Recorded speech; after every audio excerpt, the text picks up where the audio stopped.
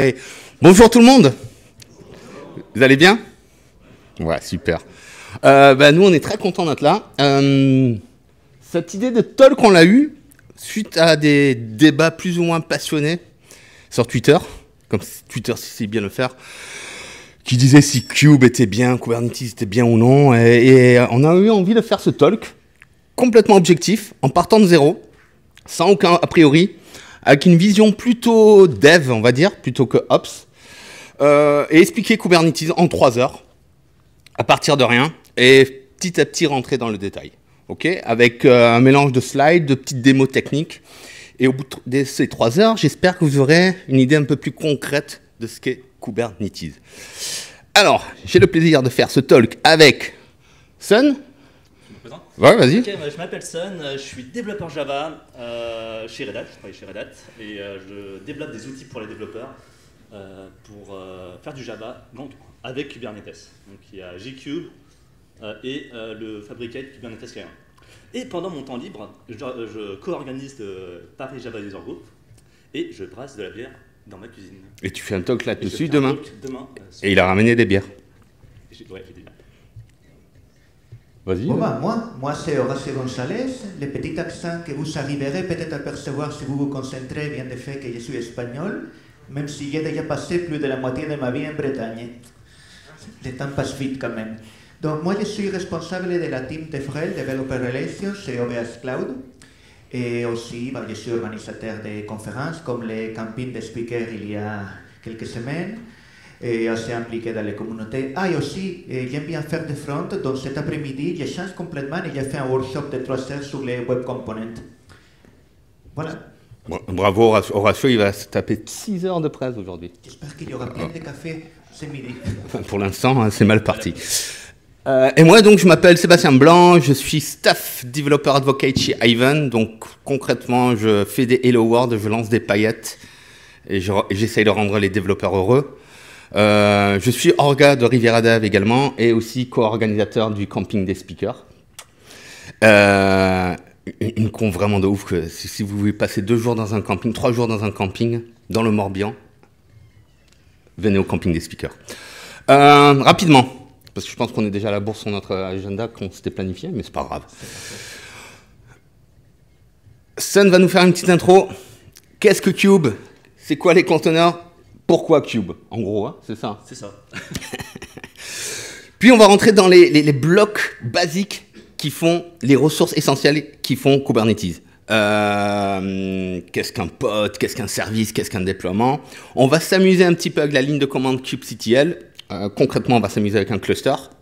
On va faire du YAML, je suis désolé, mais ça fait partie du jeu.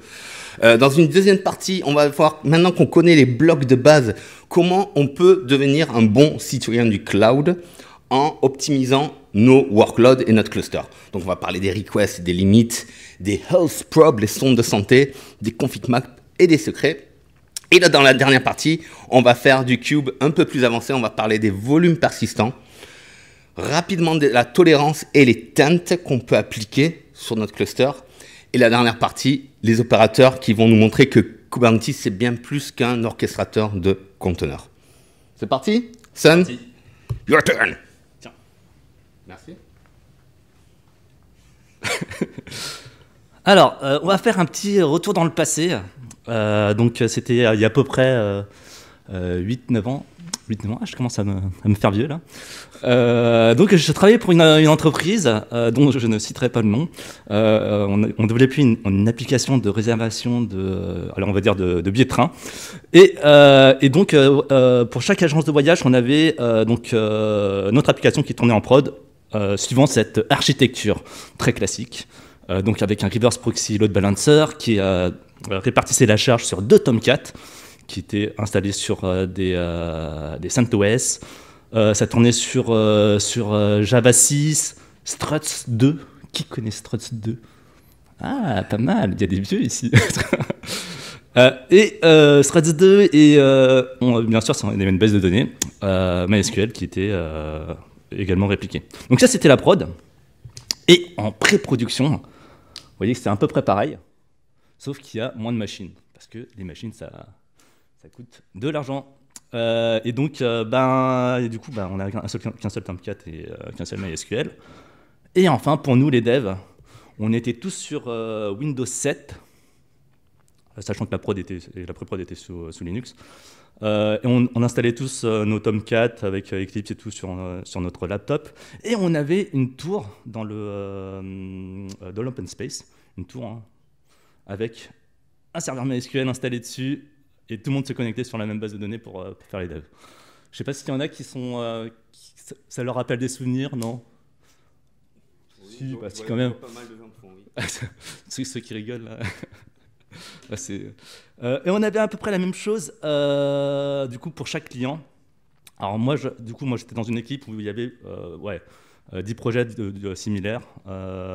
Et ça posait forcément, du coup, quelques problèmes. Premier problème, c'est tout ce qui était déploiement. Alors nous, on était on travaillait avec un hébergeur qui lorsqu'on voulait mettre en production ou en pré-production, on devait ouvrir un ticket chez l'hébergeur, uploader le WAR ou l'artefact dans un FTP et lui dire à une personne, une vraie personne, un humain, de faire la mise à jour. De mettre en prod, quoi. C'est-à-dire arrêter le serveur, copier le WAR et remettre. Et forcément, ça posait des fois quelques soucis parce que des fois, il se trompait, enfin, il faisait pas la bonne manipulation et on se retrouvait avec du downtime, downtime. Et voilà, ça marchait pas forcément bien. Est-ce qu'il y en a qui connaissent Naruto? Ouais, pas mal. Naruto, lui, il a un... Enfin, je sais pas ceux qui connaissent, ceux qui connaissent pas. Il a un super pouvoir, c'est qu'il peut il peut se cloner, en fait. Ça s'appelle le multiclonage. Donc il se clone, ça marche super bien, parce que du coup, il est vachement fort. Mais sauf que, au début, ça se passait pas forcément super bien, Naruto, quand il apprenait la technique du multiclonage. Parce qu'au début, forcément, quand il apprenait, ses clones n'étaient pas forcément à l'identique de lui-même, quoi. Des fois, il avait des clones qui étaient un peu trop maigres ou trop gros. Ouais, c'était un peu n'importe quoi.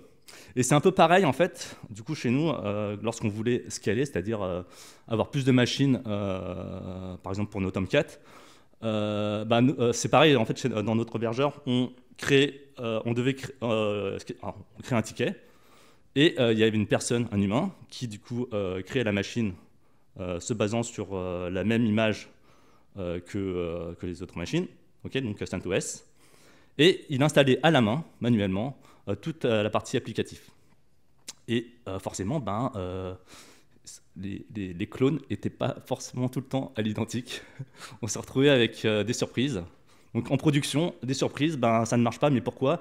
Parce que la librairie qui est installée sur cette machine-là n'était pas la même que sur les machines d'origine. Troisième problème. Qui a déjà débugué en production? Allez, soyez pas...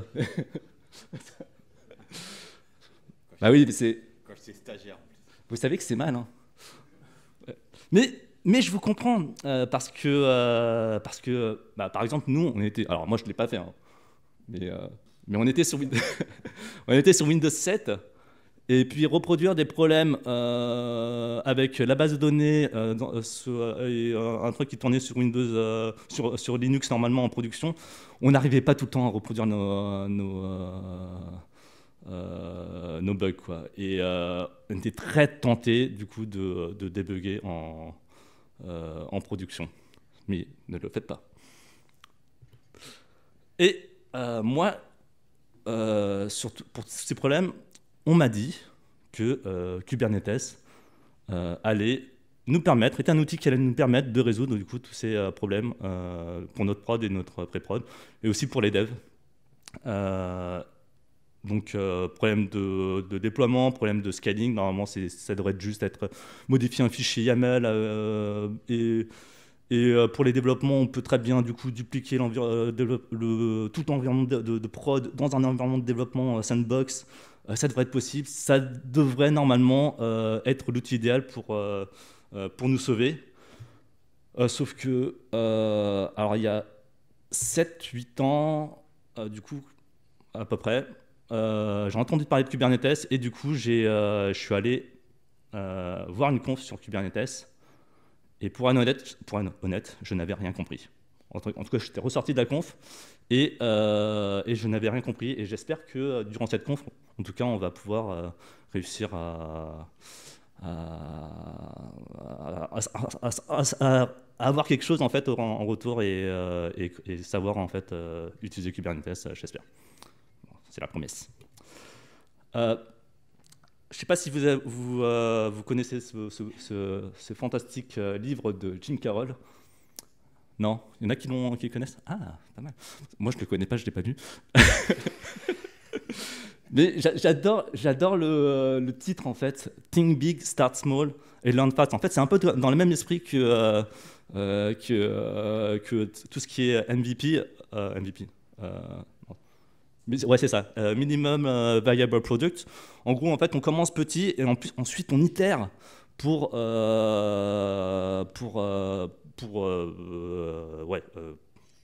s'améliorer ou rajouter des fonctionnalités et tout. Là, c'est un peu pareil, en fait, lorsqu'on veut apprendre. Je pense que plutôt que d'essayer d'apprendre Kubernetes d'un coup, peut-être qu'il faudra mieux essayer de commencer un peu plus petit et apprendre Kubernetes par les conteneurs. Pourquoi les conteneurs? Parce que les conteneurs, c'est utilisé dans Kubernetes, en tout cas 90% des cas, 99% des cas. Et vous pouvez aussi utiliser les conteneurs sans Kubernetes. Voilà, c'est possible. Et donc, pour moi, c'est vraiment l'idéal. Donc, commencer avec les conteneurs, apprendre les conteneurs, et ensuite passer dans le Kubernetes. C'est là qu'on passe, du coup, dans la phase conteneur. La partie conteneur, la phase conteneur, partie conteneur. Alors, qui connaît à peu près qui a déjà joué avec les conteneurs? Docker et tout. Ok, c'est très bien. Donc on va pas trop perdre de temps dessus. Mais globalement, les conteneurs, en fait, c'est un peu le merge. Enfin, pour moi, c'est le merge de deux choses. De la manière traditionnelle de déployer des applications, c'est-à-dire qu'on va avoir notre application Java qui va tourner sur une machine en bare metal, sur un serveur. Et c'est un merge donc avec le monde des machines virtuelles où on va émuler complètement en fait une machine et du coup avoir toute la stack système et notre application qu'on va pouvoir installer du coup dans des VM complètement virtuels. Et les conteneurs, c'est en fait le meilleur des deux mondes. C'est-à-dire qu'on va avoir du coup on n'appelle pas ça des VM, mais c'est un peu l'équivalent, donc des conteneurs qui vont contenir du coup toute la stack système et votre applicatif, et qui va être installé sur une machine qui va être complètement, et ça va être ces conteneurs vont être complètement isolés les uns des autres, comme s'ils étaient dans leur propre VM. Mais en fait, elles vont tourner nativement comme un process une application, un process qui tourne sur un conteneur va tourner en fait nativement sur l'ordinateur hôte sur lequel il tourne.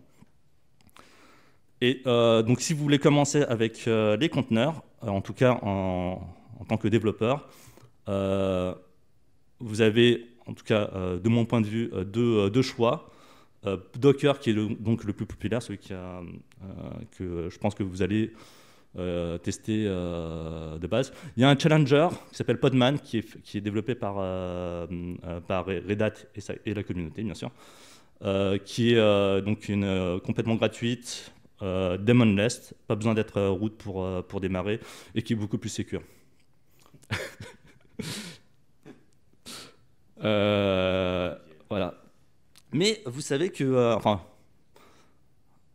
vous savez que les conteneurs, en fait, c'est pas tout nouveau. Hein. En fait, ça existe depuis un petit moment. Après, il y a eu plusieurs évolutions, mais on est arrivé à un moment donné, en 2006-2008, où on avait déjà en fait tout ce qu'il fallait pour faire des conteneurs tels qu'on connaît aujourd'hui. Et mais pourquoi, en fait, en 2013, Docker a eu autant de succès? Alors pour moi, le succès de Docker vient de de ça. C'est-à-dire qu'on va, on a notre application, on a un Dockerfile qu'on va ensuite compiler, builder avec la commande Docker ou Podman, donc Docker build. Ça va créer donc une image au format binaire. Et avec cette image-là, on va pouvoir la pousser dans une registry, Quay.io ou Docker Hub ou une registry privée. Et ensuite, une fois que vous avez votre conteneur est dans la registry, vous allez pouvoir en fait la télécharger et l'exécuter dans n'importe quel Linux qui supporte les technos de conteneur. Donc, et je vais passer à la slide suivante. Vous allez voir, c'est très proche. Là, en fait, c'est la même chose, mais pour une application Java. Donc, on va partir des sources Java, donc les points Java, .xml ou Gradle. Ensuite, à partir des sources, on va construire, donc avec Maven ou Gradle, un war ou un jar. Le jar, on va le pousser dans un repo Nexus ou Artifactory, enfin un repo Maven. Et ensuite, vous allez pouvoir le télécharger et l'exécuter dans n'importe quel OS qui a Java installé. Et vous voyez, en fait, ça se ressemble vachement. Et pour moi, en fait, c'est ça qui fait le succès de Docker. C'est que Docker, c'est pas juste en fait le système de conteneurs avec des process isolés. C'est aussi tout ce qu'il y a autour, tous les outils qui viennent autour pour les développeurs, pour simplifier la vie. Et vous voyez que ça épouse parfaitement la manière de travailler des développeurs. Et donc, par exemple, le source code, on peut le mettre dans Git, on peut le versionner, et ensuite on peut suivre en fait du coup le process classique qu'on fait en développement. Et là, c'est là où j'ai dit, mes camarades sont super, c'est super développeurs, mais ils sont un petit vieux. Ils sont trop développeurs, et peut-être pas assez sysadmin. Parce que là, je suis d'accord. En tant que dev, Docker, on comprend tout de suite que c'est l'éclat. Déjà, s'élimine plein de problèmes, comme ça expliqué, surtout les problèmes de ça marche de ma machine. Quand tu veux mettre en production un petit WordPress, par exemple, là, tu vas simplement chercher une image de WordPress, la modifier, la customiser, créer une nouvelle image, une image de MariaDB, parce que toi, tu kiffes MariaDB, vérifier que tout marche sur ton laptop, tu vas envoyer ça au gars qui va mettre ça en production, à la fille qui va mettre ça en production. Ils vont déployer et boum, ça va marcher parce que sur ton laptop, ça tourne sur les moteurs de containers Docker. En production, ça tourne sur Docker. Sur ton laptop, tu as choisi MariaDB version X, c'est la même version qui va tourner en prod. Donc ça élimine énormément de choses et surtout, ça fait les mises en prod très simples. Mais pensons un peu à l'autre côté, aux ops, aux sysadmins. Parce que là, vous pouvez dire ce que vous voudrez, ce n'est pas une architecture de production. En production, si tu es sérieux, tu vas avoir la haute disponibilité, tu vas avoir donc des WordPress, il te faudra le balanceur de vannes, la base de données, tu ne vas pas avoir une seule instance, il te faudra deux, et il doit être synchronisé, il doit avoir des volumes externes quand même, qu'il doit être backupé quelque part. Donc, du point de vue des sysadmins, les containers, ouais, ça élimine une partie des problèmes. C'est que les développeurs l'envoient n'importe quoi. Mais à part ça, la vie n'a pas changé. Et c'est là que les choses se compliquent toujours pour notre sysadmin. Parce que les développeurs se sont dit, waouh, mettre en production maintenant, ce n'est plus un problème, c'est chouette. On peut imaginer de nouvelles architectures. Et si plutôt que livrer une seule appli grosse, on livrait plein de mini-applis qu'on va appeler microservices, par exemple. Comme ça, plutôt que travailler à 20 personnes sur la même base de code, on va pouvoir travailler à 2 personnes sur chaque partie, et des personnes qui vont faire la partie login, le front office, le back office, l'administration, et comme ça, ils ne vont pas se tirer dans les pattes, et ils vont pouvoir mettre en production de façon indépendante, et chacun va pouvoir faire son cycle de vie, et il y aura moins de conflits, du point de vue des développeurs, et surtout, soyons sincères, des engineering managers, des managers de développeurs, c'est génial. Oui, mais qu'est-ce qui se passe de l'autre côté de la barrière? Avant, tu avais une seule application à déployer, une seule application à maintenir, une seule application à réparer quand ça tombait, une seule application à sécuriser. Maintenant, il y a 20 petits containers à déployer, 20 petits containers à surveiller. Oh, s'il y a un qui tombe, il faut les remonter et il faut vérifier qu'il réussit à parler avec tous les autres et que l'état global est plus ou moins cohérent. Et la sécurité, il faut sécuriser ces 20 containers et tous ces myriades de communications entre eux. Ok, je suis d'accord, ce pas des trucs qui sont difficiles, mais sont compliqués. Ça demande beaucoup de travail.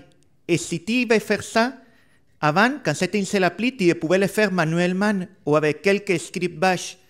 Maintenant, si tu as les 20 containers, si tu n'automatises pas, ton sysadmin va passer la journée à faire ce travail-là qui n'a aucune valeur ajoutée. Et si plutôt qu'avoir une appli, il y a 20 applis avec 20 microservices chacun, là, tu es obligé de soit d'avoir une équipe de sysadmin dédiée 24 heures sur 24 à surveiller tes applis, soit automatiser quelque part. Donc, en étant sincère, si je me mets à la place de ces pauvres sysadmins, qui me souviennent de quand j'étais un, qu'est-ce que je voudrais avoir, sincèrement? Oh, je pense qu'on est tous d'accord, vous voudriez avoir un stagiaire. Oui, un stagiaire de 2e ou 3e année qui arrive et il lui dit, écoute mon petit, écoute ma petite, tu vas me déployer cette architecture. Tiens, tu as ici nos machines, 10 machines, parfait. Et tu vas me déployer donc les services de login en une seule instance, le front office, ça dépend beaucoup du trafic, donc tu me mets des bases des instances et tu peux monter jusqu'à 7.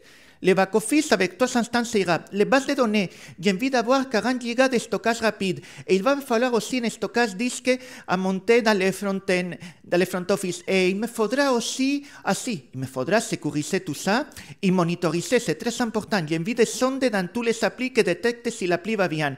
S'il y a quelque chose qui tombe, tu le remontes. Et seulement s'il y a un gros problème de sécurité, un gros problème quelconque, tu viens me voir, je serai dans la salle café. Allez, bonne journée. C'est ça qu'on voudrait tous savoir dans ce type de cas. Bien, si vous avez compris ça, vous avez compris qu'est-ce que c'est Kubernetes. Kubernetes, c'est simplement cet stagiaire-là. Ok, c'est pas politiquement correct de l'appeler stagiaire. Donc on l'appelle orchestrateur. Mais basiquement, c'est ça. Vous allez lui donner les instructions de ce que vous voulez avoir en prod et il va s'occuper du déploiement, de la mise à l'échelle, du monitoring, de surveiller tout ça, de le réparer, de le sécuriser. Et vous, en tant que sysadmin, vous allez pouvoir passer plus de temps dans des tâches de fond, des tâches qui demandent non seulement de se connecter sur la machine pour faire manuellement des opérations, mais qui demandent des compétences, qui demandent d'améliorer le système, d'améliorer les performances, de trouver de nouvelles archives, etc. Donc, c'est pour ça que Kubernetes est devenu si populaire, parce que les containers et le fait que les développeurs adorent les containers ont rendu impossible que les métiers de sysadmin se fassent comme avant. Et donc, Kubernetes aide à ces sysadmins à s'adapter à ce nouveau paradigme. Kubernetes n'est pas le seul orchestrateur. Il y a plein d'autres, même avant. D'un côté, il y a des choses comme Docker Compose et Docker Swarm. Mais le problème, c'est qu'ils ont beaucoup moins de features. Ça ne serait pas le stagiaire de 3e année, ça serait le stagiaire de 1re année qui fait son stage de découverte. Avec un peu de chance, il va pouvoir te déployer les choses, mais il ne faut pas attendre beaucoup plus de... Dans l'autre côté, il y a des choses super compliquées qui demandent une courbe d'apprentissage brutale, mésos, nomades, qui peuvent faire énormément de choses.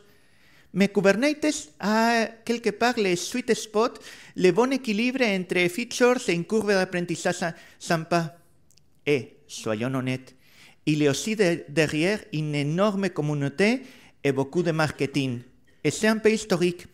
Kubernetes est parti d'un projet interne de Google. Google voulait utiliser les containers bien avant Docker, parce qu'ils avaient plein d'applications très variées à déployer dans des data centers partout dans le monde. Donc, ils ont créé un projet appelé Borg, comme les méchants en Star Trek Next Generation, ce qui veut assimiler tout. Parce qu'ils sont tellement geeks que c'était littéralement ça. Ils voulaient que Borg assimile toutes les applications Google pour pouvoir tous les déployer automatiquement, les surveiller automatiquement, les gérer automatiquement. Quand Docker est sorti, ils se sont dit, tiens, on pourrait refaire Borg sur Docker, et quitte à le faire, autant le mettre en open source. Mais Google et l'open source, c'est une histoire compliquée. On va le dire comme ça. Ces projets ont une gouvernance qui n'est pas toujours très claire. Et donc, pour assurer la pérennité, ils ont fait un énorme chèque à la Linux Foundation qui a créé la CNCF, Cloud Native Computing Foundation, et ils ont donné le projet Kubernetes et ils ont mis dans la gouvernance tous les acteurs de cloud, tous les cloud providers et les plus grands users. Ça a permis de rassurer, de créer une communauté autour, une communauté de développeurs, une communauté d'utilisateurs, et ça fait que Kubernetes aujourd'hui, en plus d'avoir le bon équilibre entre fonctionnalité et courbe d'apprentissage, ça a une énorme communauté derrière qui le soutient. Et une autre bonne chose, il est complètement modulaire, donc vous pouvez toujours l'adapter à votre besoin en concret. Bon, donc on va continuer. Qu'est-ce que c'est donc Kubernetes? Si vous étiez un chef de projet, je vous dirais, Kubernetes, c'est ça, c'est un cluster d'instances avec deux types d'instances. Un control plane, que c'est le cerveau des clusters, et des nodes, que c'est là que vous allez déployer vos containers. Bon. Il se trouve que vous êtes technique, donc il va falloir que je rentre un peu plus dans les détails. Au centre de ce control plane, à gauche sur mon écran, il y a les API servers. En Kubernetes, tout est construit autour d'une API. Et c'est vraiment le centre neuralgique des clusters. Tous les appels passent par l'API, toutes les communications passent par là. Et cette API, comme je vous disais, elle est extensible. Vous pouvez ajouter de nouvelles fonctionnalités pour adapter Kubernetes à votre use case. Le etcd, c'est la mémoire des clusters, c'est-à-dire c'est là qu'il stocke toutes les instructions que vous l'avez données, son état actuel et tout. Si par hasard vous les perdez, votre cluster a un cas sévère d'Alzheimer, il va continuer à marcher, mais il ne saura pas ce qu'il fait et il part en perdition. Les contrôleurs vont vous permettre de surveiller l'état des différents éléments du cluster et aller récupérer toutes les ressources dont il peut avoir besoin. Et le scheduler va s'occuper de surveiller que tout ce que vous avez déployé tourne bien. Si ça ne tourne pas bien, le tuer et le démarrer ailleurs. Si un node est trop chargé, le vider un petit peu, démarrer les containers ailleurs, etc. À droite, vous avez les nodes, là où ça se fait le vrai travail. Il y a quelques composants Kubernetes et il y a aussi vos containers. Mais si vous regardez bien, vos containers ne se déploient pas tout seuls, ils se déploient dans ce qu'on appelle des pods. L'unité d'exécution sur Kubernetes, c'est les pods, pas les containers. Pourquoi ajouter une nouvelle couche d'abstraction? Parce que ça vous rend la vie plus simple. Imaginons le cas qu'on avait tout à l'heure. On déploie un WordPress avec un container PHP et un container pour la base de données. Tout se passe très bien et 3 mois après, vous avez un audit de sécurité. Et il y a la personne qui arrive et dit « Ouais, non, la conf est bien. Oh, la communication entre le WordPress et le MariaDB, elle est en clair. Il devrait être chiffré. » Oui, mais pourquoi toutes les communications réseau doivent être chiffrées? OK? C'est parti. Comment vous feriez ça?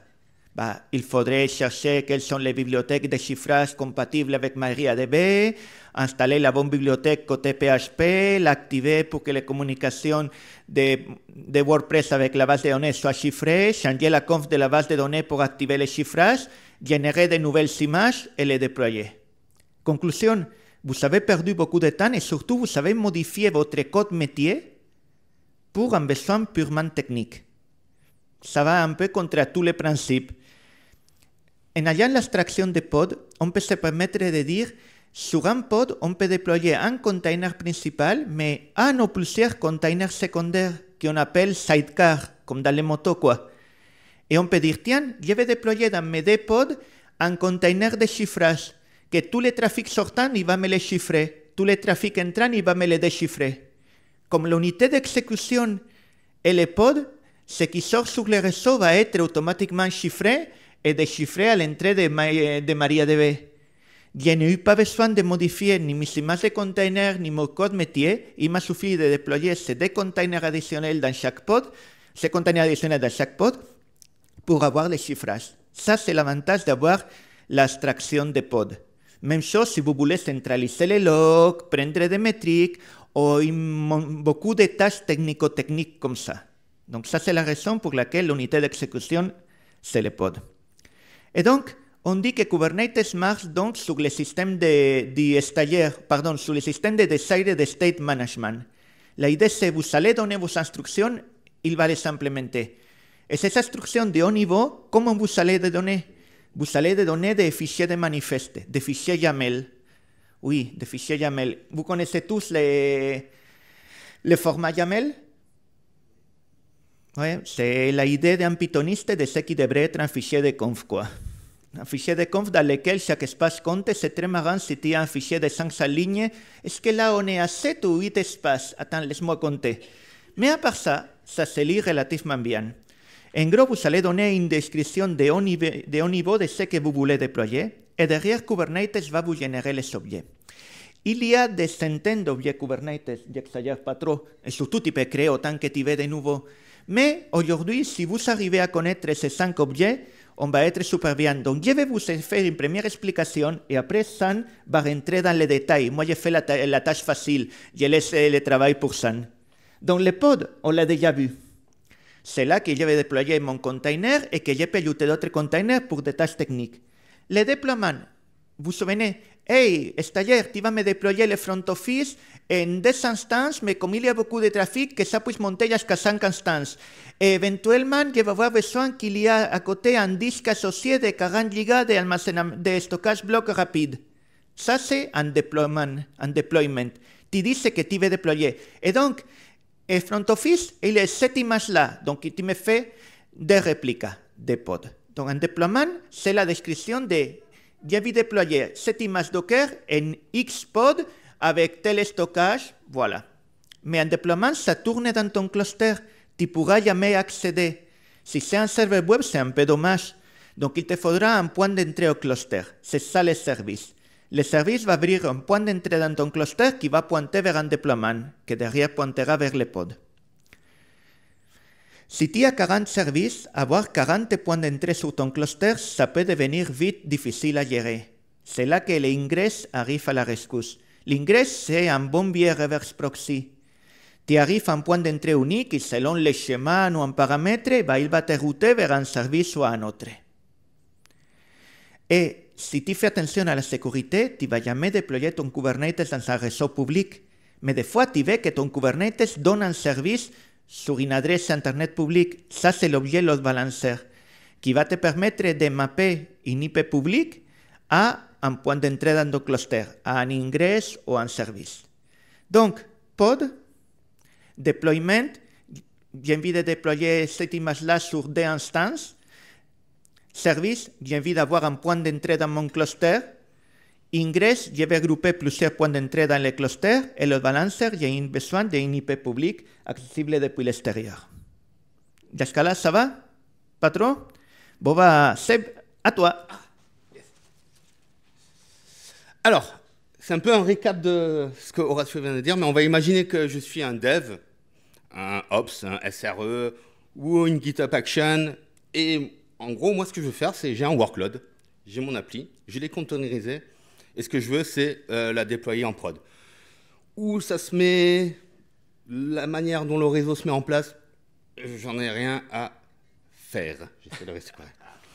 Donc, on imagine, j'ai une image, un Tomcat, et j'ai besoin de la déployer. J'ai envie d'avoir 4 réplicas, parce que je sais qu'elle est très populaire et tout.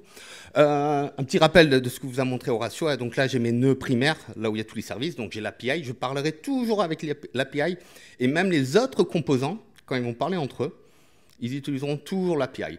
J'ai etcd, qui est donc la couche de persistance, clé valeur très, très efficace de Kubernetes. On a le scheduler.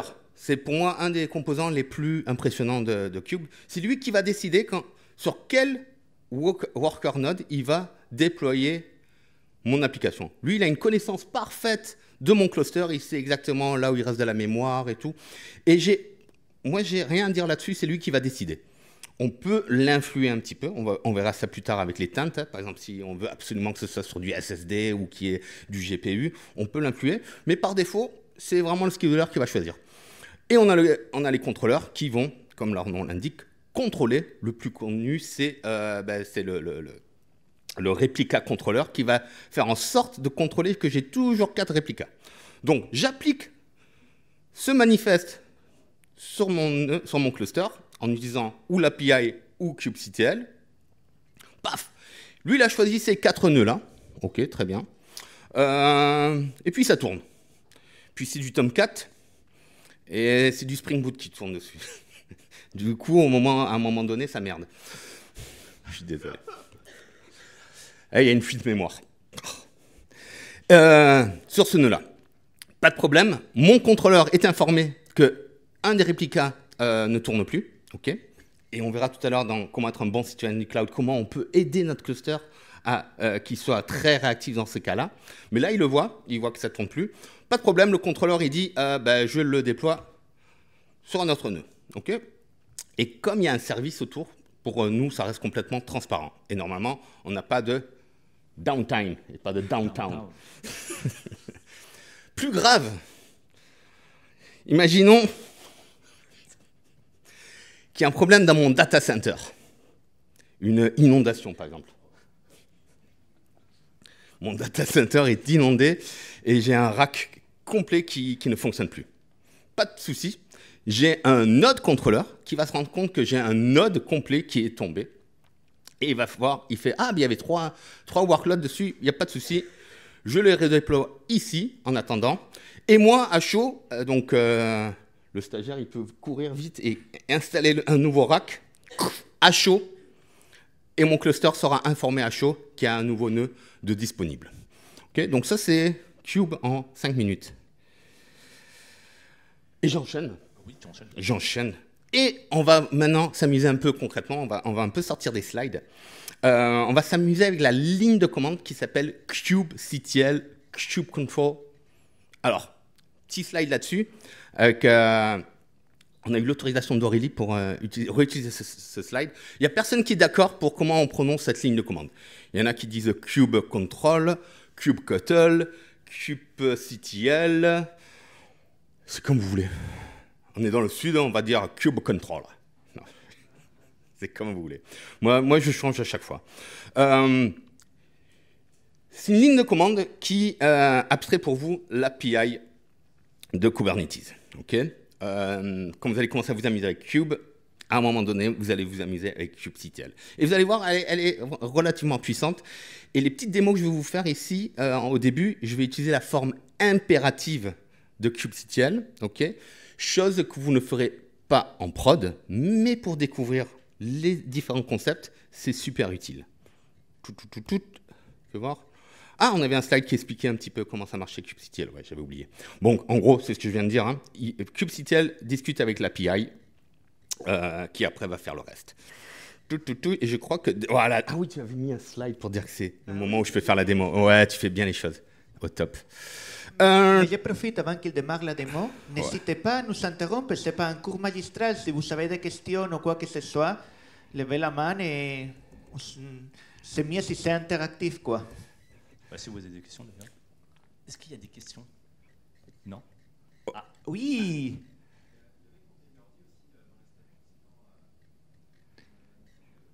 Il y avait Containerd dans les slides précédentes.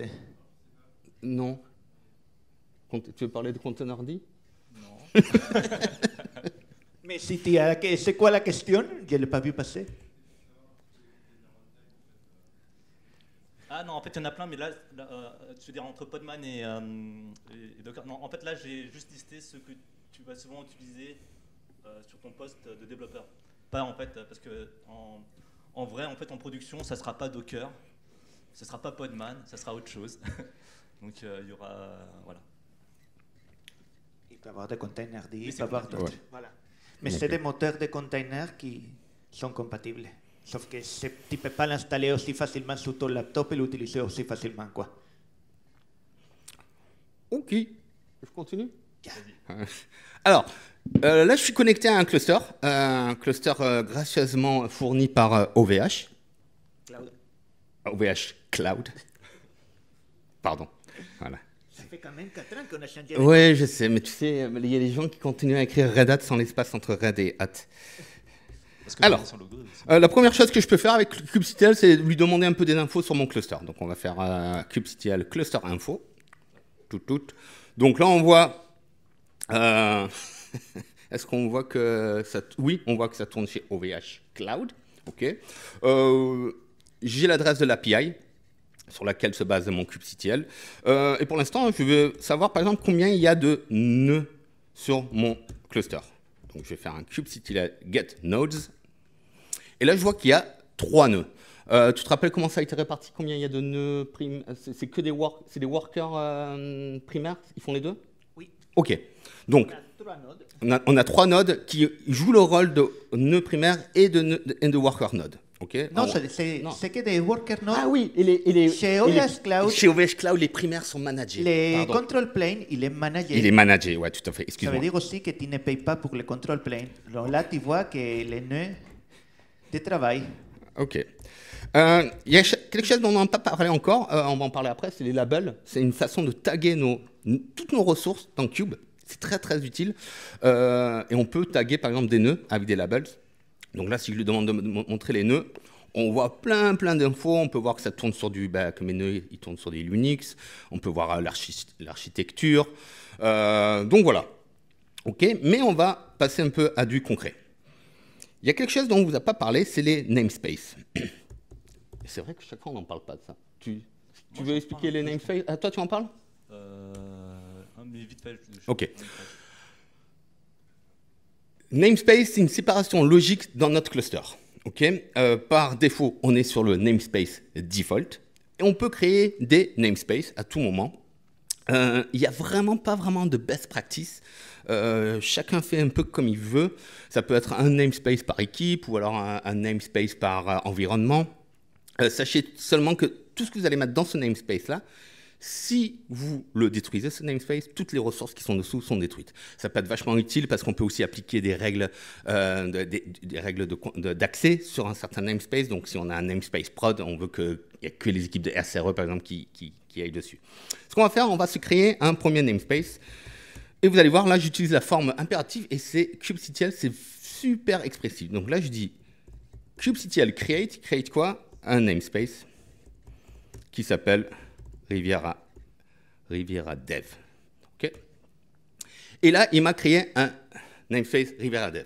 Mais attention, kubectl, il est encore dans le contexte de default. Okay. Si je lui dis dans quel contexte tu es, là, j'utilise juste un petit plugin, hein, ce n'est pas vraiment relevant. Mais on voit que j'ai mon nouveau namespace, mais je suis encore dans le namespace par défaut. Donc, il faut que je dise à kubectl de changer le contexte pour que je sois dans le contexte de Riviera Dev. Alors, on peut taper ça avec une ligne de commande très, très compliquée. Et là, c'est pas DevOxFR maintenant, c'est Riviera Dev. Et là, vous voyez, kubectl config, set le contexte, le current context, c'est le namespace Riviera Dev. Hop, maintenant, je suis dans Riviera Dev. Alors, moi, honnêtement, ça me saoule de taper ça à chaque fois. Donc, c'est pour ça que j'utilise un petit plugin qui s'appelle KubeNS pour Kube Namespace, okay, qui me dit dans quel truc je suis. Je peux lui dire kubens, retourne-moi sur default. Hop, ou kubens, retourne dans Riviera Dev. Et je retourne dans Riviera Dev. C'est quand même beaucoup plus simple que de taper cette longue ligne de commande. OK, j'ai créé mon namespace, je suis dedans. On va déployer notre premier workload. Et pour ça, on va écouter les événements qui se passent dans mon cluster au moment où je vais créer ça. Donc là, c'est le moment où je fais du tmux. Là, où je sépare l'écran en deux. Yes. Chaque fois que j'arrive à le faire, je m'impressionne moi-même. Hop, là, et je remonte en haut. Oh, j'ai réussi. Bon, et en gros, je fais un copier-coller parce que j'ai la flemme. Devox 23. Ah oui, j'avais créé une image spéciale. OK. Bon, on va l'appeler Riviera Dev. Hein. Non, mais tu pourrais profiter pour expliquer en bas pourquoi il ne se connecte pas parce que tu ne l'as pas... C'était pour savoir si vous étiez attentif. Ouais. Non, j'avais oublié. Parce que j'ai créé un nouveau terminal qui n'a pas de contexte Cube. Comme ça, il va pouvoir expliquer comment on dit à kubectl vers quel cluster se connecter. Voilà. Ce matin, hier soir, Horacio a créé le cluster. Ce matin, il m'a envoyé par Discord un petit fichier qui s'appelle le kubeconfig par Discord. C'est un fichier YAML, bien entendu. C'est un fichier YAML. Moi, je l'ai téléchargé et il me suffit de faire ça. Hop. Et vous voyez, ce n'est pas le premier que je télécharge. Basiquement, c'est un fichier dans lequel il y a l'adresse des clusters, les certificats des clusters et les certificats pour se connecter avec les user admin.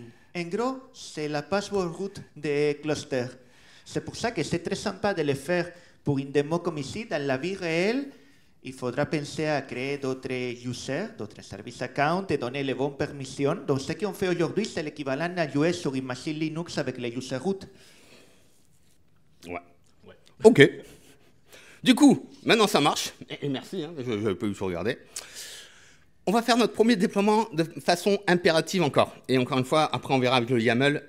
En vrai, on va appliquer une ressource YAML. Mais là, pour le coup, pour vous faire une petite intro, on va dire kubectl create. Create quoi? Crée-moi un déploiement. C'est quoi un déploiement? C'est un peu cette usine à pod. C'est le blueprint qui va créer mes pods. Je vais l'appeler Riviera Dev. Et la seule chose dont il a besoin, okay, c'est l'image de conteneur. Donc ça, c'est une image déployée sur Docker Hub. Désolé, pas sur Quay. Et c'est tout ce dont il a besoin. Et on va regarder en bas un peu les éléments qui se passent. Tac. Les rires maléfiques. Oui, c'est quand j'ai créé le Tmux, il m'a voilà. On recommence, vous n'avez rien vu. Hop, tac. Et là, on voit qu'il y a plein de choses qui se passent. On voit le scaling replica set qui dit je fais des choses. Il y a l'image, il y a le scheduler qui dit j'ai trouvé un nœud pour assigner ton pod. J'ai réussi à tirer l'image. C'est bon, elle est scalée. J'ai créé la ligne de réseau. Si on zoome un peu en arrière, ça ne marche pas avec Tmux. Fantastique. Attendez. Pourquoi tu... Il est bien con. Bon, pardon. Bref, j'ai mon premier déploiement. Et on va retourner en bas, on va fermer ça. Et ce que je vais faire maintenant, c'est un watch kubectl get pods. Là, je lui dis tout simplement, dis-moi tous les pods qui tournent dans l'environnement. Et on voit qu'on a un premier pod ici, qui s'appelle Riviera Dev. Et une chose à savoir, c'est qu'un pod n'est pas une ressource stable. Un pod, il va être détruit, il va être redéployé sur notre nœud, on ne peut pas se baser dessus. Et c'est pour ça qu'on a un déploiement en fond.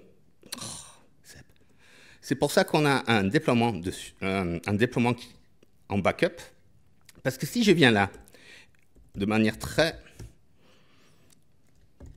impérative également, kubectl delete, je delete quoi? Un pod qui s'appelle comment? Qui s'appelle comme ça. Je vais détruire le pod et regardez ce qui va se passer, ça va aller très très vite. Il a détruit mon pod, pouf! Et instantanément, il m'a créé un nouveau pod. Vous voyez bien ici que ce n'est pas la même IP, pas le même nom. Il m'a recréé un code.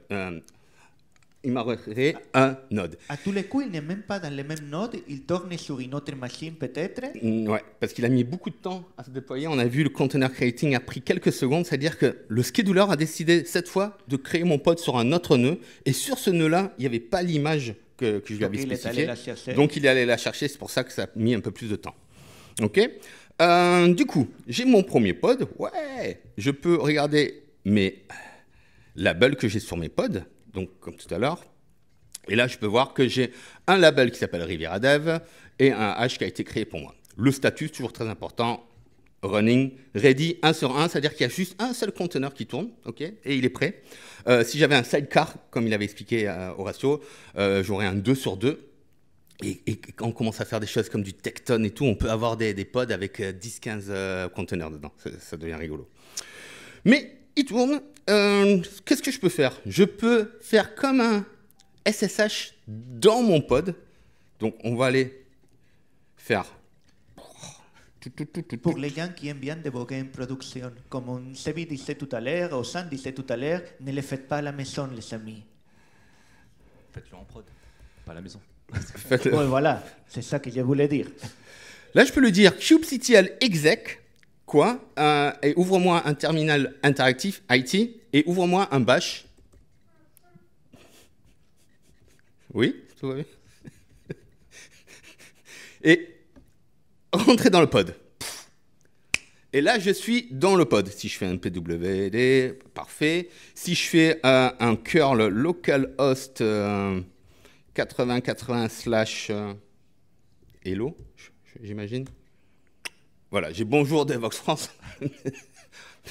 dans votre tête, faites bonjour Riviera Dev. J'aurais dû changer l'image de conteneur, mais je ne l'ai pas changé. Mais je suis vraiment dans le pod. Et je peux faire ce que je veux, je peux regarder les logs et tout, donc c'est super utile. Et si je...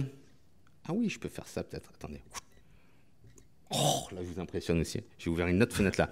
Si je fais un kubectl delete et je supprime encore une fois ce pod, qui est là, normalement, cette fenêtre-là, qu'est-ce qu'il y a? Mais oui, allez hop.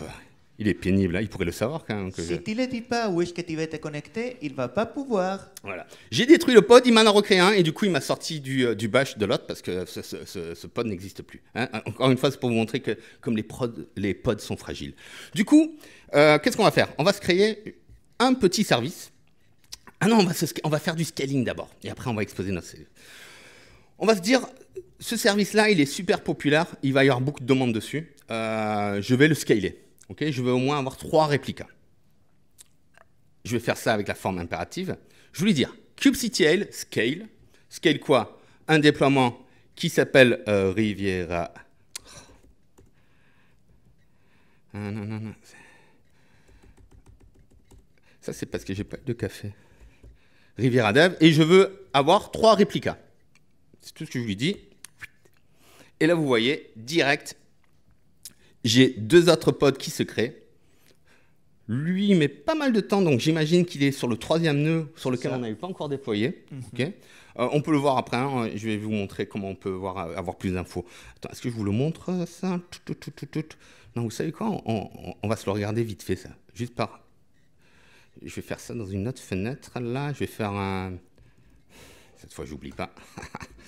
Ce qu'on peut faire, moi, ce que j'aime beaucoup, c'est kubectl describe.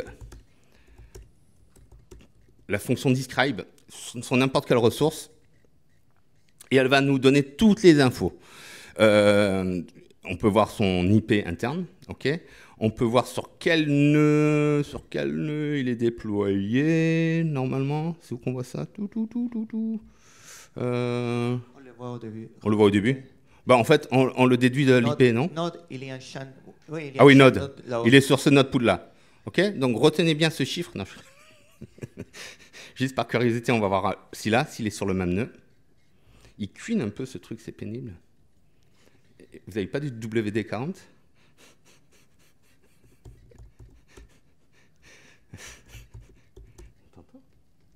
Oui, ça cuine. Ça me rend complètement fou. Pardon. Vous entendez? Oui. Vous l'entendez? Donc là, et là, c'est... Bah, tu peux aussi utiliser l'IP sinon. L'IP, c'est sur le même, du coup, non? Non, reviens. Ah oui. Attends, on va regarder les nodes. C'est pas le même. C'est cette IP-là que je disais. Voilà. Voilà, on va voir en haut. 90, et là, c'est 3A. Ah voilà. Donc voilà, juste pour vous montrer qu'il a décidé, le scheduler, lui, a décidé de le mettre sur deux nœuds différents. Mais mine de rien, ce qu'il vient de faire ici, le déploiement en une demi-seconde, c'est une chose que pour un sysadmin, ça monte forcément de temps. Il a passé d'une instance à 3 et il a monté devant un load balancer interne pour envoyer le trafic aux 3 nodes. Maintenant, on dit on veut que 2, il va envoyer que 2. Voilà. On veut que 4, on va faire 4. Donc, toute cette partie-là de bas niveau qui est assez embêtante, pour ne pas dire un autre mot à faire, il l'a fait automatiquement pour toi. Il y a une question là-bas. Oui. Est-ce que vous pouvez expliquer ou peut-être réexpliquer la notion de deployment? Est-ce qu'on peut réexpliquer la notion de deployment? Dans la partie YAML. Dans la partie YAML, ça va devenir un peu plus clair, mais en gros, c'est une ressource qui agit vraiment comme une usine où on va définir un template de pod. On définit un template, on lui dit, toi, tu es en charge de créer des pods, voici le template du pod, t'as l'image, t'as le port et tout ça, et plus d'autres infos, genre le nombre de réplicas. Quand tu vas voir le YAML, je pense que ça va venir un peu plus clair, on a des YAML assez clairs, mais c'est vraiment comme un blueprint. Moi j'aime bien utiliser cette histoire de blueprint. Dans mon exemple de WordPress, c'est là où tu dis, tiens, la partie PHP, tu vas me le déployer à partir de cette image-là en 3 instances, ou éventuellement des choses plus complexes. Et s'il y a beaucoup de trafic, tu les fais monter jusqu'à 6. Et éventuellement, il me faut aussi un volume externe. En gros, tu décris ce que tu veux déployer. C'est le nom est bien choisi, c'est tu décris ce que tu veux déployer. Et il va générer derrière les pods et le volume externe et ce qui est nécessaire selon ta description. Voilà. Et pendant qu'il parlait, regardez, je passais à 5 réplicas parce que c'est super facile et hop, là, je reviens à 3. Et il va en détruire 2 du coup, pour moi, automatiquement. Et comment faire en sorte qu'il n'y ait pas de downtime et que le service n'envoie pas des requêtes vers des pods qui sont en train d'être terminés et tout. On va voir ça par la suite. On parle de service. Je n'ai toujours pas de service. Si je fais un kubectl get service, j'ai rien du tout. Okay, donc, on va créer notre premier service, encore une fois, de manière impérative. Après, on verra avec des ressources comment faire. On va lui dire, et je vous explique après ce qu'on va faire. Ça me rend fou. Pardon. Le petit couinement. Alors, on va lui dire, expose un déploiement. Lequel de déploiement? Riviera Dev. OK. Expose-moi le port 8080 et quel type de service je veux. Alors, par défaut, si on ne dit rien du tout, il va nous créer un service qui va être exposé que interne, de façon interne au cluster. On va lui attribuer une cluster IP. Là, j'utilise un autre type, je lui dis load balancer. Ce qui signifie, le service, quand il va être créé, il va demander au cloud provider d'utiliser son load balancer pour attribuer une IP publique au service. Donc là, en fait, on va demander à OVH Cloud. Comme ça prend un peu de temps, j'avais exécuté déjà pendant qu'il continue. C'est vrai, tu as raison. Parce que, suivant le cloud provider, obtenir une IP publique peut prendre plus ou moins de temps. On va voir. En gros, il va chercher, selon l'infrastructure de cloud provider que tu as derrière, appeler les bons API pour trouver une IP publique et l'associer, la mapper à ton cluster et au point d'entrée qu'il te dit là. Donc, Voilà. au service qu'il est en train de créer. Donc, du coup, là, on voit que mon service a été créé de type load balancer. J'ai une IP interne au cluster. L'IP externe, il est en train de l'obtenir. Ça peut arriver à tout moment. C'est ça qui fait Mais ça nous permet d'expliquer, s'il n'est pas arrivé, un autre concept intéressant. Ah ouais, vas-y. Le concept de node port. Ouais. Parce que par défaut, si tu veux ouvrir un service à l'extérieur du cluster, Kubernetes, il ne sait pas comment obtenir une IP externe. Et donc, quand tu as créé un cluster, la façon la plus simple de l'exposer à l'extérieur, c'est ce qu'on appelle node port.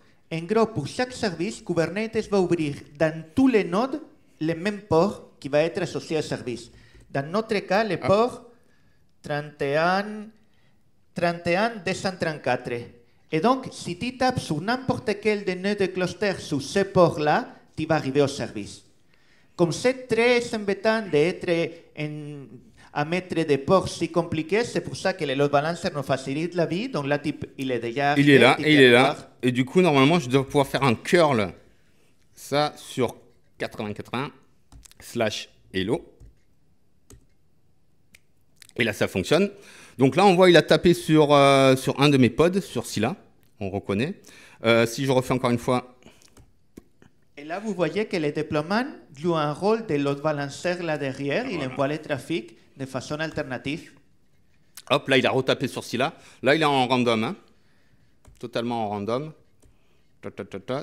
Mais ça y est, cette URL-là, elle est publique. Quand je fais ce talk quand on fait ce talk en virtuel, je pourrais la coller dans le chat et vous pourriez tous vous amuser. Et je demande toujours aux gens d'exploser le compteur là.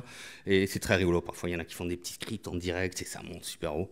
Mais ça y est, on a notre service qui a été créé. Et c'est génial. Et je vais voir. Ouais. Ah oui. On a encore quelques minutes si tu veux faire une. C'est vrai? Ouais, Je suis encore 3-4 minutes. 3-4 minutes, ok. Je vais vous montrer un truc super cool du coup. Comment je coupe en deux comme ça? Voilà. Tac, tac, tac. Je vais faire. N'oublie pas, si tu utilises Kubernetes, de donner les kubeconfig. Expose. Non, là du coup, j'en ai pas besoin. Vu que c'est. While, on va faire un peu du. Alors, on va faire un while true. Do. Il fait des bash en live coding. Waouh! Là, c'est l'autre niveau. Non, ça va.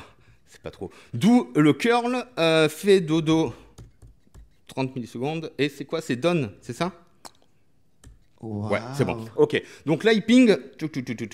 Et je suis sur une certaine image. Et ce qu'on peut faire, on imagine, on a une nouvelle version de notre appli et on veut changer l'image de notre déploiement. Alors, encore une fois, en prod, on peut le faire. Hein, ça peut être rigolo. En généralement, on ne le fait pas trop. Là, on va lui dire, OK, je vais déployer une nouvelle image. Cette image déploiement, il faut juste que je change là-haut.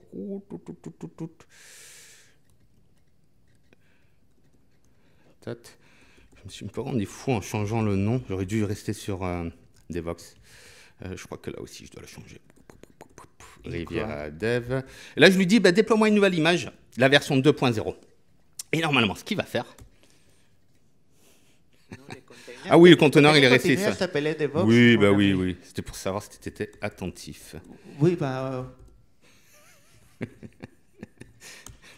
Voilà. Et là, vous allez voir ce qui se passe. Il va mettre... Il a dit, ah, tu veux une nouvelle image. OK, je crée les conteneurs. Et normalement, là-haut, au fur et à mesure qu'il y a une nouvelle version, vous voyez, le Rollup Update, il envoie sur la nouvelle version. Qui claque. Qui claque. Bonjour, nouvelle version qui claque. Ouais, et j'avais même oublié de mettre un espace et tout. Mais du coup, j'ai pu faire un rollback, j'ai pu faire un rolling update d'une nouvelle image. Et si je me dis, ah mais non, en fait, elle est pourrie cette image, j'espère que je l'avais appelée 1.0, je peux dire, non, je reviens sur celle d'avant. OK. Et là, pareil, il va me recréer le conteneur. Ça devrait aller un peu plus vite. Et si vous avez déjà fait un rolling upgrade ou un rolling rollback dans une appli de prod, je pense que vous vous rendez compte de comment ça c'est magique la première fois qu'on te le montre. Ouais, ouais. Et la dernière chose, et après je laisse la main, c'est faire un kubectl describe. Vous vous rappelez de cette commande? On peut le faire sur un service aussi, Riviera Dev.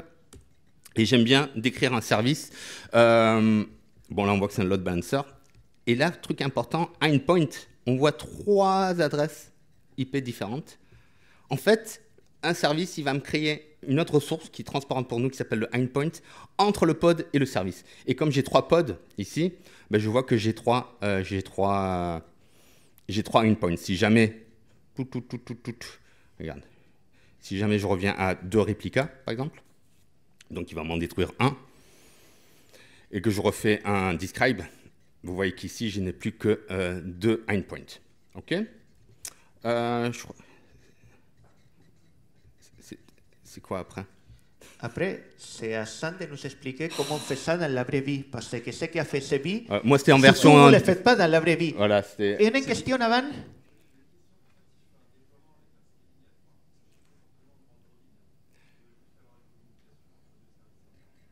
Si tu fais un déploiement avec quoi, pardon? Avec 3 réplicas. Est-ce que Avec c'est un 3 round réplicas. robin par défaut? C'est ça que Oui, c'est ça? par défaut, c'est... L'objet load balancer, Oui. il n'est peut-être pas le mieux nommé de Kubernetes. L'objet load balancer, c'est une IP externe qui pointe vers un service. Il faut le voir comme ça. Les noms ont fait abstraction. Et comme tu dis, si c'est un service qui va être utilisé qu'en interne, là, ça vaut le coup de ne pas utiliser load balancer et juste rester sur du node, sur du cluster IP. Ou des nodes port. Ouais. Du coup, c'est plutôt le load balancer, enfin le service qui fait load balancer. Ouais. Reste là. Ah oui, c'est vrai? Ouais, parce que avec ton clavier, Ok. on va faire du pire programming. Il a peur de QWERTY. Ah non, mais toi, tu es au QWERTY aussi? Alors? Non, j'ai peur du QWERTY Mac. Ah. Ok. En fait, j'ai surtout peur de Tmux. Ah ouais, non, Ah mais je oui. te sortirai de Tmux, t'inquiète. Ouais.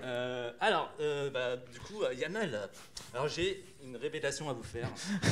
Oubliez tout ce qu'ils vous ont dit. Pour moi, Kubernetes, qu'est-ce que c'est? C'est une distribution, une base de données distribuée en YAML. Il y en a qui me croient là? Change my mind. Qui a déjà T'aurais dû entendu mettre parler de cette définition? Change my mind. Non? Vous me croyez pas? Ouais. Démo. Des mots, c'est vrai? Ouais. Ah oui, des mots, j'appuie là-dessus, c'est ça? Ouais. Ouais. Non. Non. C'est démo live. C'est vrai, une vraie démo, une vraie de vraie. C'est pas démo live. Ah ouais, ok. Il faut que j'aille dans ton compte, dans ton ça? Ouais. Ouais. Et tu vas dans CRD démo. Ouais. Et tu vas éditer le fichier speaker. Avec VI? Comme ça, je impressionne les gens. Ouais. Si tu arrives à sortir après, oui. C'est ça la partie la plus impressionnante, c'est de sortir de VI. Speaker definitions? Ouais. Ah ouais. Alors, en fait, dans Kubernetes, on a des objets qu'on appelle des ressources. En fait, ce sont des objets YAML. Et ces objets, il faut bien retenir le nom ressource. Ces objets ressources, on va pouvoir les stocker dans des trucs qu'on appelle des namespaces, qui sont comme des buckets dans une base de données NoSQL. Ok. Ok. Et chaque ressource, du coup, va... alors, du coup, est-ce que tu peux me montrer le slide sur le speaker? Ouais. Yes. Et donc chaque ressource va être composée en fait de cette manière-là en fait dans le YAML. Il y aura API version et kind qui vont définir le type. On va voir tout à l'heure le type, pourquoi c'est important. Ensuite, dans metadata, on va avoir un petit nom qui est un peu l'équivalent d'un identifiant dans une base de données. C'est-à-dire que lorsque vous allez stocker du coup cet objet Horatio dans votre base de données YAML, distribué YAML, si jamais vous modifiez le contenu, ça sera vraiment en fait Horatio qui sera l'identifiant et c'est comme ça qu'il va se retrouver. Si jamais vous changez, par exemple, vous gardez le même contenu, de toute façon on va le voir tout à l'heure, vous gardez le même contenu, vous changez juste Horatio par CB, il va créer un autre objet dans la base de données. Donc le name, c'est vraiment comme un identifiant dans la base de données, et c'est un nom par type. Ok. Alors, mais si je fais ça, là, ça va marcher? Hein, ça, bah tu vas l'essayer. J'essaye? Vas-y, allez. C'est vrai? Il faudra que tu appliques la définition d'objet Ah d'abord. non, quoi. mais c'était d'abord. Ouais. Sors de là, vas-y, essaie de faire un get speakers. Attendez. Parce que du coup, Merde. là, Il n'a pas réussi à sortir Non, mais, de VI. je l'ai fait. Aïe. Non, mais merde. Non, mais d'un coup, c'est pour ça que je t'ai laissé la main. D'habitude, c'est la partie impressionnante, mais là, j'ai un trou. Est-ce que c'est cède? Quoi? Est-ce que c'est cède? Vas-y. Vas-y, après. Combien d'ingénieurs il faut pour sortir de VI? D'habitude, c'est un truc en automatisme. Bon, mais si je fais ce que j'ai vu sur ton slide, là, Ouais, tu fais un get. Non, fais get speakers. Get Speakers, Ouais. bah, il va me dire... Il veut te dire quoi? je connais pas, moi. Ouais, il dit qu'il connaît pas. Et essaye du coup d'appliquer ma ressource. Ta ressource? Qui est, Speaker definition. ouais, c'est Oh. ce qu'il y avait dans le slide en fait. Et là, la commande. Non, non, qu'il ah oui, fait- non, d'abord, on va montrer ça, regarde. Ouais. On veut montrer que ça marche pas. Ouais, Oh! speaker.yaml, c'est ce qu'il y avait dans le slide. Hein. Voilà. Donc il dit que je connais pas en fait l'objet speaker. C'est parce que le type d'objet speaker n'existe pas dans la base de données, n'est pas enregistré. C'est un peu comme si vous n'aviez pas votre table, table speaker dans votre base de données SQL. Et du coup, on a... Du coup, on a ce YAML qui va définir le type. C'est comme un schéma en fait dans votre base de données SQL. Ça va définir du coup le nom De la ressource. de la ressource, donc de l'objet. N'oubliez pas ressource égale objet dans Kubernetes. Ouais. Et donc ça va donner. Donc vous voyez qu'il y a plusieurs noms en fait. Il peut y avoir plusieurs noms. Plural speakers, singular speaker au singulier. Et puis en fait vous pouvez utiliser tous les noms un peu comme vous voulez. Ouais. Vous pouvez utiliser SK, vous pouvez utiliser speaker, ça va marcher. Okay. Lorsque vous voulez jouer avec le nom. Et ensuite dans ce fichier, on a le schéma. Ça va définir ce que vous allez pouvoir mettre dans cet objet. Et là, donc dans cet objet-là, j'ai défini dans spec un objet avec un nom de type string, un titre de type string aussi, et une action. Attention, action de type string. Action, réaction. Et du coup, j'applique ça? Du coup, remontre le speaker.yaml, juste pour qu'on voit. Ouais. Donc vous voyez là, du coup là on a dans ce YAML deux objets de type speaker, deux ressources de type speaker. Horatio avec name, du coup ça c'est vraiment un nom de la ressource. Titre, c'est son title, et action speak. Et on a un autre, vous voyez bien qu'on peut également mettre plusieurs objets dans le même fichier YAML. En utilisant les trois titrés. Avec Sebi, Sébastien Blanc. Donc le name dans metadata, c'est bien l'identifiant de de l'objet dans la base de données. Ok. Allez, vas-y, essaye d'appliquer du coup maintenant Le CRD, le Custom Resource On Definition, va qui enregistrer de la ressource. est une ressource reconnue par défaut dans Cube. Et vous vous souvenez quand je vous avais dit que l'API était extensible et modulaire? Là, en créant ce nouveau type d'objet, on est en train d'enrichir en live l'API de Kubernetes qui va pouvoir accepter ce type d'objet. Maintenant, effectivement, je peux le demander via kubectl s'il y a des speakers. Il dit non, il n'y a pas de speakers. Mais il me donne plus d'erreur. Voilà. Voilà. Là, il donne plus d'erreur, mais Il y a une nouvelle entrée il dit dans juste l'API. que Il n'a pas d'objet de ce type dans la base de données. Mais Ok. il n'y a plus d'erreur comme quoi. Et du coup, maintenant, je peux appliquer mon Tu peux créer tes types avec la commande magique kubectl apply apply-f voilà, speaker. et ça va créer. Donc ça va créer. Horatio des created, objets. Sébastien Blanc created. Tu peux même essayer, par exemple, bon, tu peux faire un describe si tu veux de. Attends, je fais un get. SK, du coup, ça devrait Ouais, marcher. SK, Ça, tu ça l'avais marche. défini. Ah, donc, ok, on a deux objets qui font rien pour l'instant. Hein. Ouais. Ok. Tu peux faire un describe aussi de Horatio, par exemple. kubectl describe Horatio Je me sens Est-ce que ça exposé marche? tout d'un Tu peux coup. mettre SK, speaker. Regardez comment on peut le rendre. kubectl describe speaker Horatio. Je pensais jamais taper ça dans une conf. Moi Voilà. non plus. Mais on a une ressource, ouais. Essaye de modifier le speaker.yaml.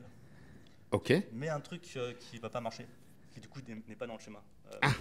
Tu sais toi qui me sortira des VI, hein. Ajoute une casquette à Sebi. Voilà. Et là, par exemple, au lieu de action, tu mets blablabla. Voilà. Je mets ploup. Ploup. Ouais. Et maintenant, tu vas essayer Oh, d'appliquer. vous avez vu, je suis sorti de VI. On l'applaudit. C'était timide comme applaudissement. Quand même. Oh! Ah, bah du coup, là, vous voyez bien que on a changé du coup le contenu du YAML, enfin de la ressource. Au lieu de mettre action, on a mis ploup. Et Kubernetes nous dit ah bah non, c'est pas possible. Moi, je connais dans pas mon ploup. schéma de ma base de données, Ploup, je ne connais pas. ploup, je ne connais pas. Donc est-ce que du coup maintenant vous êtes convaincu qui est convaincu maintenant que Kubernetes est une base de données ouais, non, personne, toujours personne. Ah. Je le corrige, hein. Ouais, accent, allez. Oui. Hop, Ouais, tu le corrigeras plus tard. Ouais, vas-y. dis-moi ce que je dois faire. Maintenant, c'est la démo. Démo de. Ah oui. Bah en fait, je vous ai un peu menti. Enfin, je menti, c'est pas vrai. C'est qu'en plus, dans Kubernetes, vous avez ce qu'on appelle des contrôleurs. Les contrôleurs, en fait, ce sont des process qui tournent dans Kubernetes et qui vont écouter les événements d'un type de ressources spécifiques. Par exemple, il y a un contrôleur pour les pods, il y a un contrôleur pour les réplicas. pour les réplicas et tout. Mais on peut aussi créer un contrôleur pour les objets de type speaker. Oui, parce que là, pour l'instant, cette ressource, on l'applique sur le cluster, mais il ne se passe rien du tout. Il n'y a Ouais, aucun contrôleur c'est- qui agit sur cette ressource-là. Donc, Exactement. Et si on voulait créer un contrôleur, on pourrait le créer. Il pourrait du coup écouter sur les différents événements et lorsqu'on ferait des modifications sur le YAML, le contrôleur serait chargé, en tout cas, d'appliquer les différentes modifications. Donc, tout dépendrait bien sûr de l'implémentation du contrôleur. Et là, pour la démo suivante, je vais demander à une personne de public, un volontaire, je ne sais pas qui serait volontaire pour venir. Non, personne. Sinon, je désigne. Hein. Il n'y a pas de volontaire? Allez, vas-y, viens. On peut l'applaudir aussi. c'est pas méchant. Hein. T'as les affaires de rechange? Non. Je rigole. Alors, viens ici, viens là. Voilà. Alors, comment tu t'appelles? Anastas. Anastas. Enchanté, moi c'est Sven. Enchanté. Alors, pour cette démo live, tu vas jouer le rôle de contrôleur. Ok, ça te va? Oui. Ok.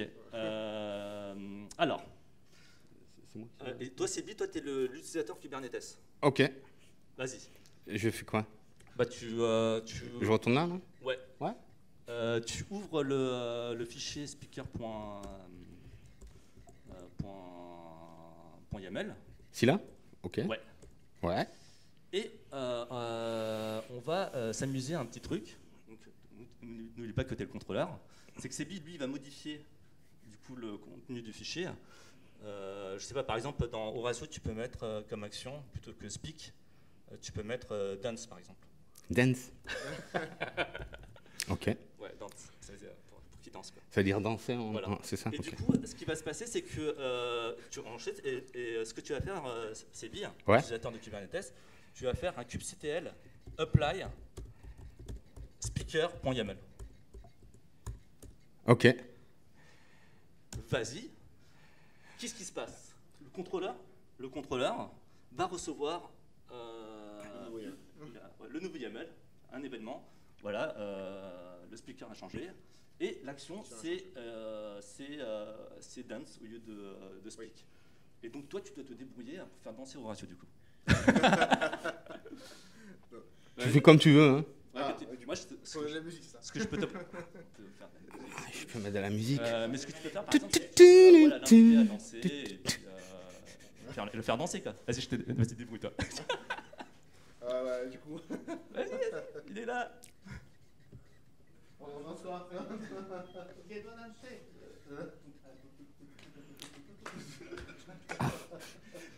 C'est pas ce que je voulais, mais c'est pas grave. On applaudit bien fort. Est-ce que c'est clair, du coup, le contrôleur? Oui. Ouais. Nickel. Ah oui, on n'en fait pas un deuxième, on va pas le faire dormir. Tu veux le faire dormir? Non, mais... Non. Oh mince, moi j'aimais bien dormir ça sur scène. Bon, si tu veux, on fera les deux la prochaine fois. Ok. Non, merci. Non. Ok, dis-moi Sun. Alors, on va retourner sur mes slides. Et maintenant, on va passer à la suite. Donc, c'est un petit schéma qui résume à peu près ce qui s'est passé. Donc, l'utilisateur Sébi a créé, enfin là, il a plutôt modifié la ressource. Ça a envoyé des notifications, des événements sur le contrôleur. Donc, notre ami, j'ai oublié le nom, je suis vraiment désolé. Anastas. Et Anastas, ensuite, a récupéré ces informations et a fait en sorte que ça s'applique en fait dans la réalité. Ouais. Voilà. Et comment il fait pour... en fait, il y a un état désirable, c'est ça, hein? Ouais, en fait, ce qu'on met du coup, ce que tu mets dans ton YAML, c'est l'état désiré. Ensuite, normalement, dans le contrôleur, qu'est-ce qu'il fait en plus? Une fois qu'il a fini son travail, il va aussi mettre à jour une partie dans la ressource qui s'appelle status. On n'a pas vu jusque-là. Mais qui va donc... si, on doit pouvoir le voir, non?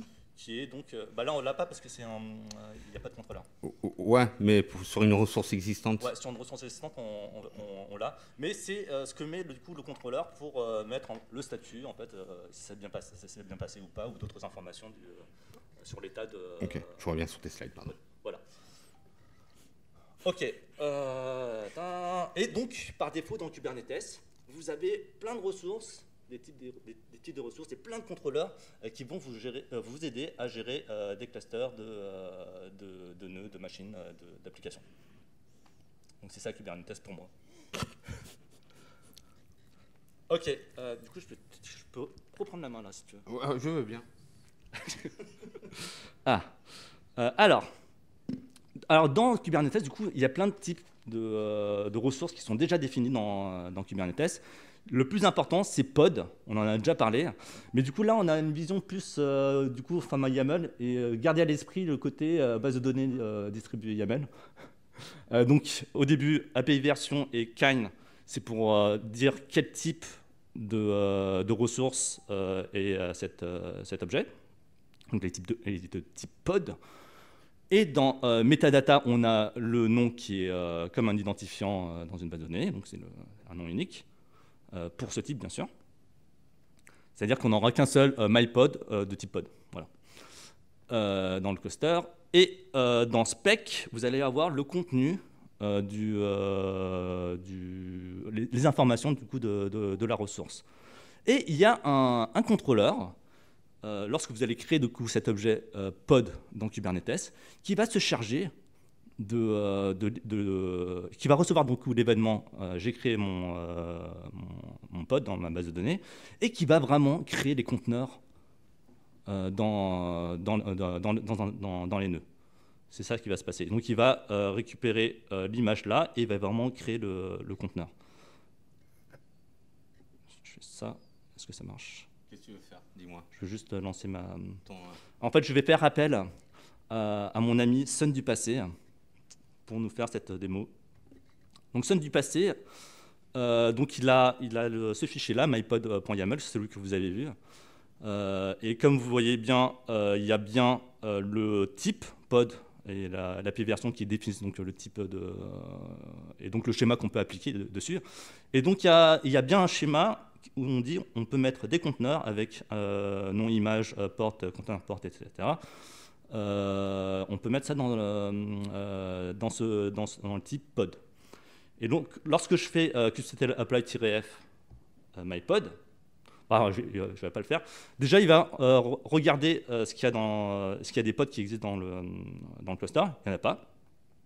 Et donc, quand il va le faire, ça va créer un pod. Donc, le contrôleur va voir qu'il y a une modification de création et il va le créer en vrai dans le cluster.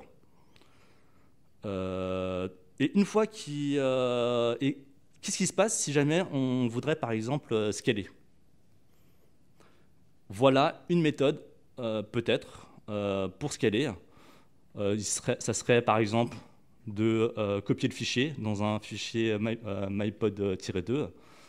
Mais si on fait ça et qu'on essaye d'appliquer ce fichier dans le conteneur, donc vous voyez que ils sont identiques. Si on essaie d'appliquer mypod-2,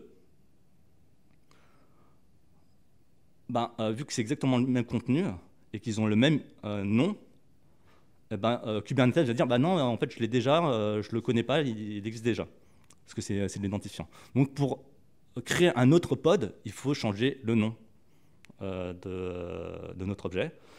Et en faisant ça, il le crée là. Là, il a vu que c'était un nouveau, il l'a créé et du coup on se retrouve avec deux pods. Donc là c'est une manière de scaler. Mais vous voyez bien que ce n'est pas forcément super pratique. Ouais. Et surtout, si là, je fais un delete d'un des deux pods, et il ne va pas revenir. Comment je mets en plein écran? Hein? Qu'est-ce que tu veux Qu'est-ce que tu veux faire? Mettre en plein écran. En plein écran. Je ne sais pas, moi. Hop. On laisse comme... Ou on laisse comme ça, c'est Ouais. pas grave. Ouais. Ah, pardon. Hop. Je ne sais pas. Ok, Écoute. pas grave. J'en étais où? Google Slides. Et c'est pour ça qu'ils ont du coup qu'il y a un autre objet. Enfin, c'est une des raisons, il y a plein de raisons. Mais il y a du coup un autre objet qui s'appelle déploiement. Et vous remarquerez que dans déploiement, dans template, il y a exactement ce qu'on avait dans spec de pod. C'est exactement la même chose. En fait, ce qu'il va faire, c'est qu'il va utiliser ce qu'il y a dans le template pour créer des pods. Donc le contrôleur en fait, qui est chargé de surveiller les déploiements, il va voir ce qu'il y a dans le template, et ensuite il va utiliser un autre champ, réplica, pour créer autant de pods que la valeur qu'il y a dans le réplica. Et en se basant bien sûr sur le template. C'est-à-dire que plutôt que du coup de créer en fait à chaque fois plein de pods, là il va automatiquement le faire pour vous en se basant sur template. Et donc ça répond à ta question, à Lionel, un peu de déploiement. Et petite démo du coup. Donc c'est ce fichier. Alors les services on va y revenir tout à l'heure. Donc là, il y a un déploiement dans ce fichier avec un nom. Vous voyez que dans template, c'est exactement ce qu'on avait dans la base de données distribuée YAML. avec l'image et tout. Le service, on y reviendra plus tard.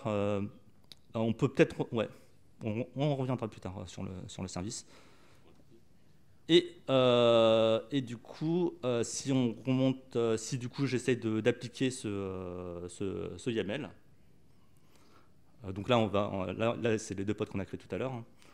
Là, on va appliquer, et vous voyez que là, il a créé le déploiement, et là aussi l'objet service qui était à côté. Et si on regarde en fait les pods, il a créé 2 autres pods. Vous voyez qu'il y a 2 autres pods Hello Tomcat qui ont été créés suite à la création du déploiement. Ce qui s'est passé, c'est que du coup, le contrôleur a vu qu'il y avait un nouveau déploiement, il a vu qu'il y avait 2 en réplica, et il a créé, du coup, en basant sur template, les 2 pods. Là, on change le réplica à 5, on va voir ce qui va se passer. On va le donner à Kubernetes, le contrôleur va voir qu'il y a une modification avec le champ réplica, sur le champ réplica. On applique du coup le YAML a changé, et là, qu'est-ce qui se passe? Il va créer 3 autres pods. Oh. C'est magique. Donc tout ça, c'est vraiment le travail du contrôleur, du coup, de créer les pods en fonction vraiment de ce qu'on met dans ce YAML-là, en tout cas dans le type déploiement. Là, si je mets 1, qu'est-ce qu'il va faire? On se demande.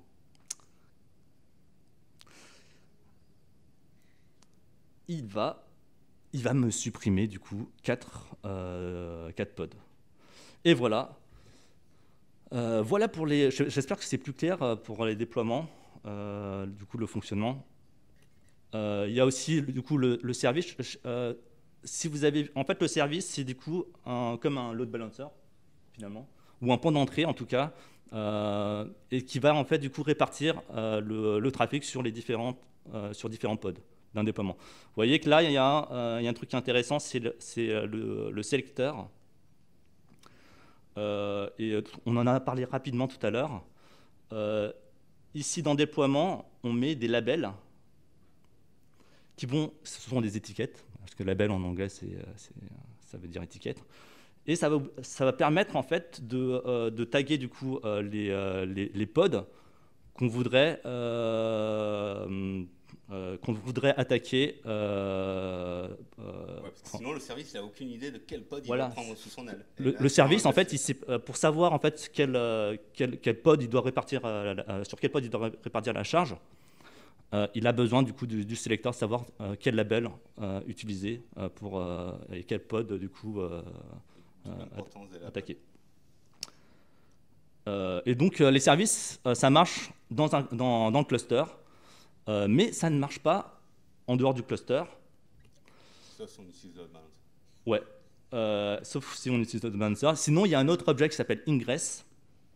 Donc ingress, il expose publiquement le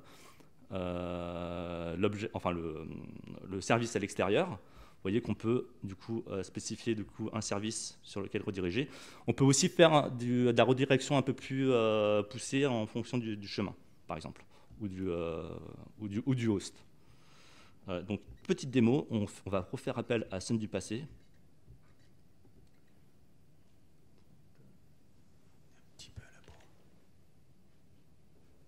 Alors, scène du passé, lui, il utilise Minikube. C'est une distribution de Kubernetes que vous pouvez utiliser sur votre laptop pour tester. Et il va, du coup, éditer l'objet ingress, lui mettre, en fait, les bonnes informations, donc le DNS public de l'application, enfin sur lequel vous allez pouvoir du coup accéder à l'application, et quand on va vouloir du coup appliquer cet objet, donc déjà lorsqu'on fait un get ingress, la ressource n'existe pas, donc là on va créer la ressource ingress. Ça va la créer dans notre base de données distribuée YAML, on n'a pas oublié ça. Il y a un contrôleur qui va voir que cet objet a été créé et qui va vraiment, du coup, créer du coup tout ce qu'il faut pour vous permettre d'accéder à votre application de l'extérieur. Et là, j'utilise... passé, il ouvre Lynx. Voilà, Sun du passé, il utilise Lynx, c'est un navigateur en ligne de commande, et il va pouvoir du coup accéder à l'application et tester son application de l'extérieur. Voilà, ça c'était Ingress. Et puis je pense que j'en avais fini. Oui. On remercie quand même Sun du passé Bravo, Sun du passé. pour son intervention. On a une question là. Ouais.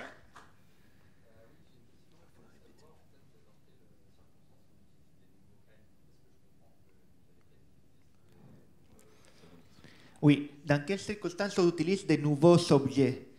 En général, ça peut arriver quand tu veux que Kubernetes interagit à quelque chose qui est spécifique dans ton infrastructure, qui n'est pas encore un objet de type open source qui a été créé pour ça. En gros, c'est pour adapter Kubernetes à ce que tu veux. Ça peut aller très loin, ça peut être ce cas-là de créer un objet speaker, mais ça pourrait être dans la vie réelle, je ne sais pas trop si tu as, qu'est-ce que tu peux avoir dans ton infrastructure qui puisse demander...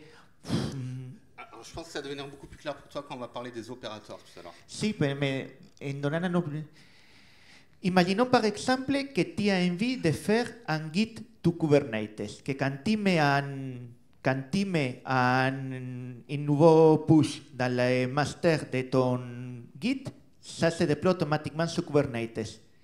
Tu pourrais définir niveau Kubernetes un objet commit Git et un contrôleur qui va vérifier sur ton GitHub tous les X minutes ou tous les X secondes s'il y a un nouveau commit.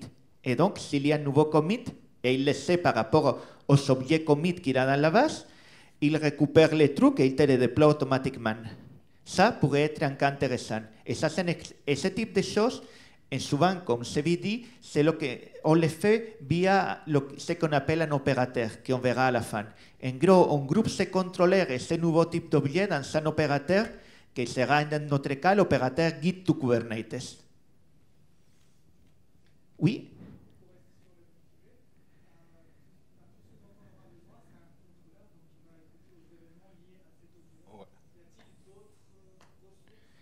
En général, la chose que tu vas utiliser le plus pour éteindre Kubernetes, c'est un nouveau type de ressources et les contrôleurs qui va avec. Le couple ressources-contrôleurs, que c'est ce qu'on appelle le pattern opérateur.